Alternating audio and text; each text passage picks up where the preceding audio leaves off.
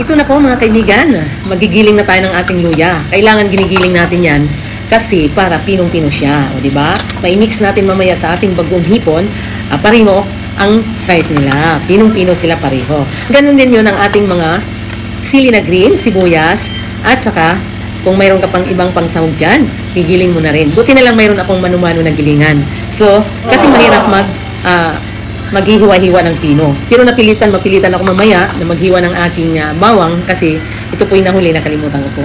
Okay, tuloy-tuloy lang po tayo at manood kayo ng mabuti. Kasi mga kaibigan, itong pagluluto ko ng bagong hipon, dahil ngayon ay bagyo, wala tayong meat na maimimix dito. So, talagang pure talaga na bagong hipon lang po ito. Pero, masarap ito mga kaibigan, ang aking style ng pagluluto, para sa akin, masarap din yun. Pero itry nyo lang, baka masarapan din kayo. So, kailangan marami ang mantika at ang 1 kilo, mga 1/4 na mantika ng isang basiyo ng tanduay. So, isang ganyan. At saka yung sugar natin is 1/4. So, kung mas marami ang pangsahog, mas marami ang ingredients tulad ng sili na green, luya, sibuyas, kung may marami pa kayo dyan, mas lalong masarap pag damihan nyo yan. Okay, sige, tara. Ayan po mga kaibigan, ang dami kong helper dito. Napaka-interesado, tutulong sa akin. Pero okay lang, kasi hindi naman yun mahirap gagawin. At saka, hanggang try-try lang sila mga kaibigan. So, napakabait ng mga helper. Talagang interesado. Ewan ko lang kung lalaki na yan, kung tutulong pa yan sa aking mga gawain. Yan po mga kaibigan, yan po ang ating bagong hipon. Ito po ay 1 kilo. So, marami nang magawa nito. Pwede natin gawin pang negosyo to, pero sa ngayon, ay pang-ulam muna natin to dahil ngayon ay masama ang panahon or bagyo. So, hindi tayo makatawid papuntang city or sa ating palengke dahil bagyo dito. Okay? Yan po ang ginagawa namin ngayon dahil walang nagpapalaot na manghuli ng isda kasi maalon. O, di ba? So, guys, tuloy-tuloy lang po sa panunood. Yan po, inalisan ko yung mga isda na maliliit. Inalis ko po mga kaibigan para talagang bagong hipon lang talaga ang gusto ko dyan. At ito naman po ang aking ingredients. So, yun ang nakikita nyong mantika ay kukunti lang po dyan, pero kailangan maraming mantika. So, ang nilagay ko lang po yan is wala sa kalahati yun. Mayroon pa akong reserva doon, ilalagay ko rin yun. Yan po ang ating mga ingredients. Mayroon tayong bawang, sibuyas at saka sili na green, at lalong-lalo ng yung luya. Ayan mga kaibigan, tinagtad ko na lang to kasi kunti lang naman to. Hindi na kailangang bilingin kasi nakalimutan ko kanina, kaya pinahabol ko na lang siya, tinagtad ko na lang ng primo. Okay, tara!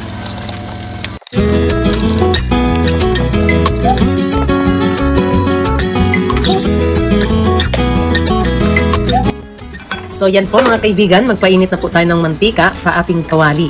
Yung nakita nyong mantika ko ay ganun lang kaliit, pero mayroon pa yang natitira doon. Ubusin ko yan mamaya. Unahin muna natin yung ating ingredients pag sauté para ang ating ingredients ay medyo maluluto.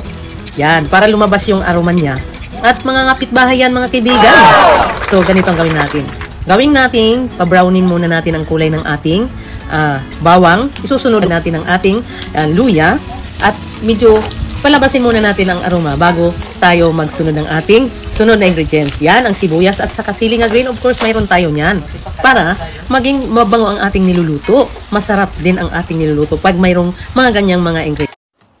Ayan na po mga kaibigan, i-mix-mix natin ng maigi para hindi masusunog yung kalahati sunog ng kalahati hindi pa. Kailangan pantay ang pagkaluto ng ating mga ingredients para hindi mangangamoy sunog. Okay, mga kaibigan, lagyan na po natin ng magic sarap yan para tumalab or mamimix na agad yung magic sarap natin. Pero kunti lang, huwag nyong damihan. At saka mamaya, pag namimix na ang ating bagong hipon, lagyan natin ng Ajinomoto yan para bawas-bawas sa alat ng ating bagong hipon.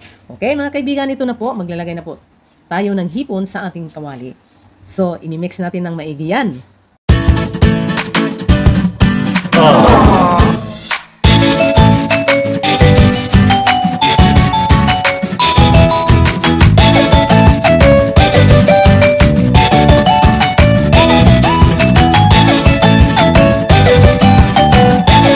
Ayan na po mga kaibigan, i-mix well natin to ang ating bagong hipon sa ating mga naunang ingredients.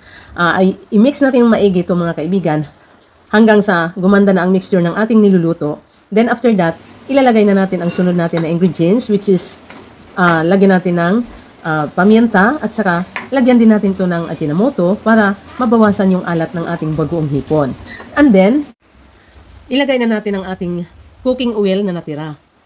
Damihan lang natin mga kaibigan ng cooking oil kasi pag once natuyo yung ating kulang sa cooking oil, matutuyo yung ating bagong hipon, hindi maganda tingnan.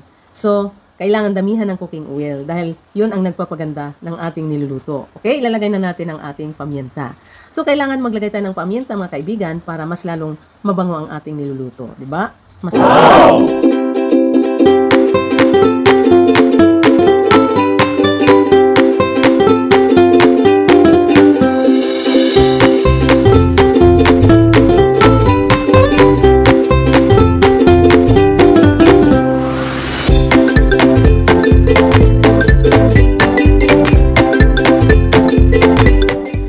So, ayan na po mga kaibigan, ang ating sugar.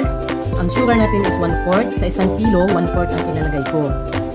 Para medyo manamis-tamis ang ating bagoong hipon. Nag-aagaw yung alat at saka yung tamis. So, see? Diba? Okay na. Kaya tuloy-tuloy lang mga kaibigan.